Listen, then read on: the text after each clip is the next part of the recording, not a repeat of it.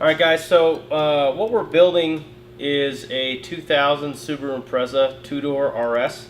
The car before you today used to be powered by a Subaru motor. The setup on the old powertrain was a 2.5 Subaru motor, turning out about 620 horse. Was stock sleeves, ARP head studs, GTX 35R, AM Series 2 EMS. 2000cc injectors with a radium surge tank. We did the fabrication for the rotated kit, the intercooler setup, the radiator. It was a competitive car the way it was. We were getting ready to rebuild it for the 2019 season, and we were going to go with an IAG short block, half-inch head studs, IAG CNC heads, pretty much the whole nine, stage 4 plus block.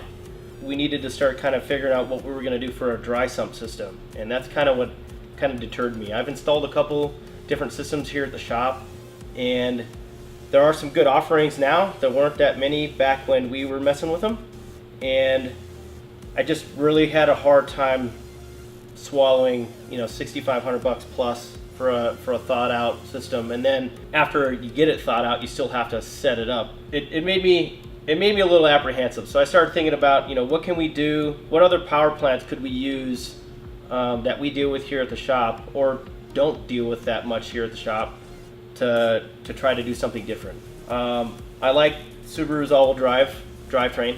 I never wanted to change it to a rear-wheel drive car or anything like that. So I knew whatever I picked was going to have to fit in the engine bay of this thing. The GC8s are real short, as some of you know. If you don't have a lot of experience with the Subaru GC8 body style, they're very short. I mean, from the bell housing on the Subaru to the stock location of a radiator, you might have 2.5, 2.75 feet of space. It doesn't help that on our road race car we have a big 3-inch thick dual pass radiator, so space was definitely limited. Even with the Subaru power plant that we had in here before, it was very close. I got this idea of like, okay, well, what about a rotary engine? Let's take a look at that. So they're short. They weigh significantly less than a Subaru motor. I think somewhere in the realm of 100 to 150 pounds lighter than a Subaru engine. So we kind of started there. So we thought, okay, let's do the Mazda idea. Call the customer. He was kind enough to bring down a blown mock-up motor that we could use to kind of set it in the engine bay. So we had the stock cross member in here still. Tranny was just resting on that, and we literally hooked the cherry picker up to the motor, lowered it into the bay, and thought, okay, this could actually work. There's going to be some challenges with space and length still, because we knew that motor is not going to just bolt right up to the Subaru 6-speed. So with that being said, we had to kind of start searching to see where we were going to find an adapter plate. So did some searching on the internet, found a company makes an adapter plate already for these. Not for this particular application, but was gonna work for what we wanted to do. So we opted out for the flywheel portion of their kit, because Eggsteady was going to help us out with the twin disc to make this go. So what we have is a 30 mil thick adapter plate that adapts it from the 13B to the Subaru 6-speed. That 30 mil brought us too tight towards the radiator setup, so our fans weren't going to work out right.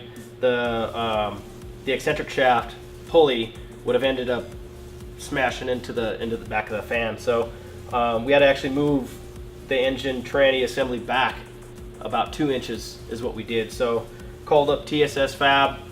Will over there hooked us up with a front cross member and a trans mount that necessitated 2 inches of movement to the rear. So that's how we got our distance back.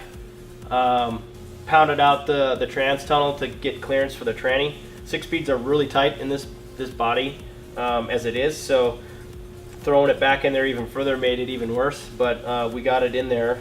So that 2 inches, custom dog bone, custom engine mounts, custom shift linkage, and then shorten up the drive shaft. It's still a two-piece drive shaft. We're trying to keep it that way.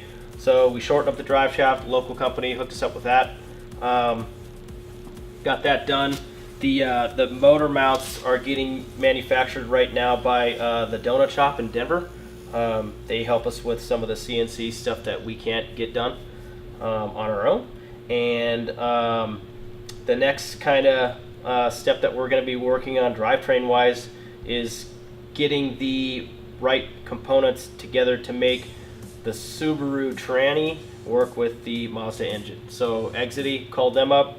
They gave us a twin plate lightened flywheel for a Mazda FD, and Mazda and Subaru both share a pull type clutch, so the front cover was easy. We just had to get the stack height right. So measured out the stack height, got the right spring, got the right throw-up bearing. The next step is the overall outer diameter of the flywheel. So the flywheel on the Mazda is significantly larger in diameter than the Subaru model. So we had to machine out a custom starter to get that that radius increase, so the tooth engagement is still correct. That portion's already done.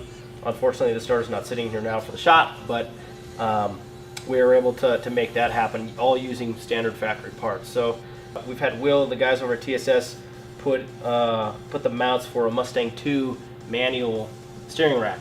So trying to get as many American parts on this car as possible, just because for ease of replacement, cost, and simplicity for getting other parts. So to get geometry correction and stuff, a lot of stuff is coming from Speedway. There's other brands that some of you guys may know, but that's what we're doing for the steering stuff. So it's a 15-to-1 rack, no pump, no lines. Being that we may be doing some endurance racing with this thing, depending upon how well we've proven the reliability of the 13B. So that's what we have so far for engine-based stuff, modifications that we've done to the engine bay. This car is going to be powered with a AEM Infinity ECU, an engine, let's see here, it's ECU master for the PMU, so power management unit. That's all going to be controlled over CAN with CAN switches. AEM was kind enough to hook us up with the Infinity, the dash, and all the sensors, all the data acquisition stuff that's going to be going along with that. We'll be showcasing the parts as we get them in from the suppliers and sponsors, and kind of show you what we're doing and how we are progressing and what's getting done. So the goal is to have this thing running before the snow flies this year, so we can hit 2019 hard, blow a lot of minds, and hopefully not a lot of apex seals. So that's the plan anyway.